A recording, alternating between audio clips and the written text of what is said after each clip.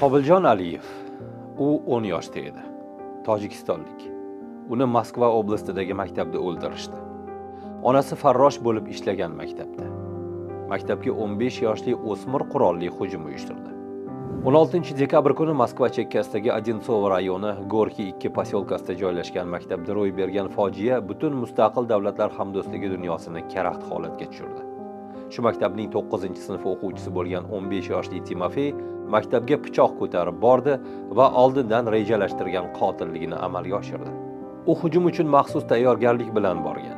Yelkasiga nimcha taqqan, boshiga shlem kiygan va qo'lida pichoq ko'targan holda 10 daqiqa davomida bemalol maktabni aylangan. Sinfxonalarning eshiklarini birma-bir ochib, o'z qurbonini izlagan. Ayrim manbalarga ko'ra, u maktabga o'zlashtirishi yomonligi uchun o'ziga bir necha bor tanbeh bergan o'qituvchini jazolash uchun borgan va boshqalardan o'sha qoramtir ayol qayerda o'tirishini so'ragan. Lekin uni topa olmagan. Qavatlardan birida u o'qituvchisi bilan turgan bir guruh bolalar oldiga borgan va ular qaysi millatdan ekanini so'ragan. Shu vaqtdagina unga ortdan maktab qo'riqchisi yaqinlashib kelgan va uni qaytarmoqchi bo'lgan. Ammo Timofey avvaliga qo'riqchining ko'ziga ballondagi suyuqlikni sepgan va u yuzini to'sishga uringanida yelkasiga pichoq urgan. Bo'layotgan voqealardan vahimaga tushgan o'quvchilar har tomonga qochishgan.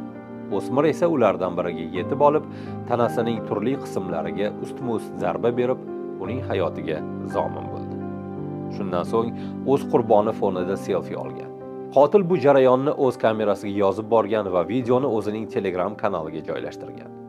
U tezda yetib kelgan politsiyachilar tomonidan qo'lga olingan. Tergov qo'mitasining ma'lum qilishicha, maktabga hujum qilish fakti bo'yicha qotillik moddasi bo'yicha jinoiy ish qo'zg'atilgan. Qobiljonning onasi shu maktabda farrosh bo'lib ishlardi. U turmush o'rtog'ining o'limidan keyin 2 farzandini yolg'iz tarbiya qilib kelgan. Qobiljonning egizagi ham bo'lib, u ham shu maktabda o'qigan. Hujumdan keyin ayol farzandlarini olib ketish uchun maktabga kelgan. Bu vaqtda u hali o'g'illaridan biri o'ldirilganini bilmasdi. Unga eshik oldida nima bo'lganini aytib berishgan. Timofeyning otasi esa xususiy tadbirkor, onasi hamshira. Ularning ikkisi ham 2000-yillar boshida prezident administratsiyasiga aloqador tuzilmalarda ishlashgan. So'nggi paytlarda oila Gorki 2 posyolkasidan taxminan 6 kilometr masofadagi Sasnaya qishlog'idagi ko'p qavatli uyda yashagan. 17 dekabr kuni Tojikiston Tashqi ishlar vazirligi o'z bayonotida Qobiljon Aliyev o'z fuqarosi bo'lganini tasdiqlab, bu hujumni millatga nafrat asosida sodir etilgan hujum deb baholadi. Rossiyaning Tojikistondagi elchisi Semyon Grigoryev Tojikiston Tashqi ishlar vazirligiga chaqirtirildi. Unga Rossiya tomonidan ushbu fojiali hodisani zudlik bilan xolis va beg'araz tergov qilish hamda barcha aloqador shaxslarni qonunan qat'iylik bo'yicha javobgarlikka tortish talabi bilan nota topshirildi. Tojikiston tomoni bu qotillikni millatchilik sifatida baholagani bejiz emas.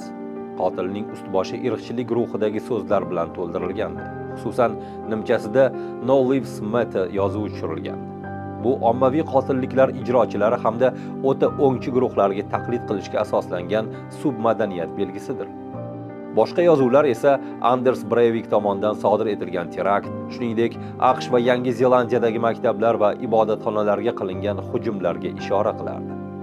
Bundan tashqari, hujumdan oldin Timofey K sinfdoshlariga o'zining manifestini yuborgan. Unda musulmonlar, yahudiylar, liberallar va so'llarga qarshi fikr bildirib, barcha muammolarda ularni ayblagan. Qolaversa, tanishlardan birining telefon kitobchasiga Timofeyning kontakti natsist deb saqlangani ma'lum. Rossiya hukumati esa hozircha bu nafrat jinoyati bo'lganini aytishga shoshilmayapti. Tergov qo'mitasi o'z bayonotida jinoyat motivi haqida to'xtalmagan. RBK nashri manbasi tergov Timofeyning ekstremistik harakatlarga aloqadorligini tekshirmoqda, ammo shaxsiy adovat motivini ham istisno etmayapti. Qayd etish kerakki, bu 2025-yilning o'zida maktab o'quvchisi tomonidan ksenofobik sabablarga ko'ra sodir etilgan ikkinchi ma'lum qotillikdir. Birinchisi bahorda Moskva yaqinidagi Nekrasovskiy qishlog'ida sodir etilgandi. O'shanda 14 yoshli o'smir qirg'izistonlik 9 yoshli bolani o'ldirgan. Tergov buni millatga nafrat asosidagi jinoyat deb topgandi. Ekstremizm tadqiqotchilaridan biri agentство nashri bilan suhbatda anonim tarzda 2023-yildan beri mamlakatda nafratga asoslangan jinoyatlar soni keskin oshgani, jinoyatchilarning yoshlari pasayib borayotganini aytgan. Buni Sava markazining Rossiya Federatsiyasida irqchilik zo'ravonligi avj olgani haqidagi ma'lumotlari ham tasdiqlaydi. Umuman, Rossiyada 90-yillar boshidan millatchilik g'oyalarini bayroq qilgan guruhlar faollashgan. Ko'pchilik taqirboshlar deb nom olgan harakat va uning jinoiy qilmishlari haqida biladi.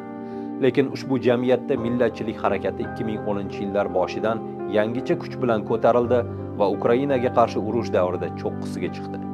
Mamlakatdagi yirik siyosatchilar muntazam ravishda ochiqchasiga ksenofobik bayonotlar berib kelishi buni rag'batlantirmoqda. Yaqinda sentyabr oyida mamlakat prezidenti Vladimir Putin bilan uchrashuvda Rossiya Liberal Demokratik partiyasi rahbari Leonid Slutsky mamlakatda migrantlar ko'pchilik bo'lib yashovchi hududlarni gettolarga qiyoslab, migrantlarning farzandlari maktablarda tartibsizlik keltirib chiqarayotgani, bunday oilalar tufayli tibbiy va ijtimoiy muassasalarda ulkan navbatlar yuzaga kelayotganini aytib, bunday holatlarning oldini olish uchun Rossiya fuqaroligi bo'lmagan migrantlar oilalarining mamlakatga kirishini taqiqlashni taklif qilgandi. O'z navbatida davlat propagandasi ham doimiy ravishda migrantlar, birinchi navbatda Markaziy Osiyolik ishchilarni yomon otliq qilish bilan shug'ullanib, ularni barcha muammolarda aybdor sifatida ko'rsatib kelmoqda. Natijada shunday g'oyalar bilan sug'orilgan yangi avlod yetishib chiqmoqda. Shu tufayli Qobiljonning o'ldirilishini xursandchilik bilan qarshi olgan, buni oqlayotgan minglab Timofeylar topilmoqda.